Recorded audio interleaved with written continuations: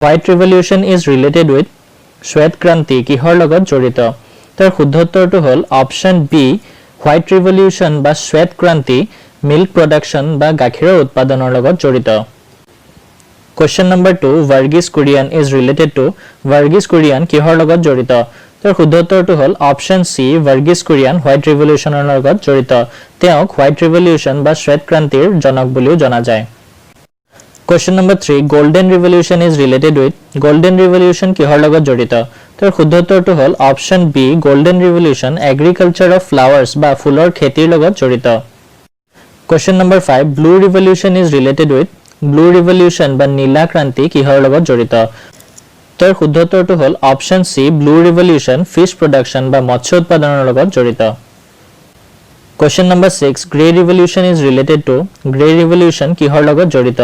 তাৰ শুদ্ধ উত্তৰটো হ'ল অপশ্যন সি Fertilizer Production বা সাৰ উৎপাদনৰ লগত Grey Revolution জড়িত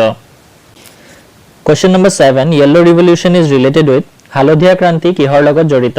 তাৰ শুদ্ধ উত্তৰটো হ'ল অপশ্যন সি হালধীয়া ক্ৰান্তি অইল সিড প্ৰডাকশ্যন বা সৰিয়হৰ খেতিৰ লগত জড়িত Question number 8 Silver Revolution is related with Silver Revolution কিহৰ লগত জড়িত তাৰ শুদ্ধ উত্তৰটো হ'ল অপশ্যন ডি Silver Revolution কণীৰ উৎপাদনৰ লগত জড়িত Question number 9 Pink Revolution is related with Pink Revolution কিহৰ লগত জড়িত তাৰ শুদ্ধ উত্তৰটো হ'ল option D All of the above Pink Revolution Pharmaceuticals, prawns বা মিছা মাছ আৰু পিয়াজৰ উৎপাদনৰ লগত জড়িত Question number 10 Brown Revolution is related with Brown Revolution কিহৰ লগত জড়িত তাৰ শুদ্ধ উত্তৰটো হ'ল option B Brown Revolution leather productionৰ লগত জড়িত Question number 11 Red Revolution is related with Red Revolution কিহৰ লগত জড়িত তাৰ শুদ্ধ উত্তৰটো হ'ল option D both A and B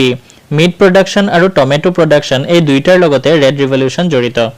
তো ফ্ৰেন্ডছ আজিলৈখিনি আছিল যদি ভিডিঅ'টো ভাল লাগিছে প্লিজ চেনেলটো সাবস্ক্ৰাইব কৰিব আৰু ভিডিঅ' লাইক কৰিবলৈ নাপাহৰিব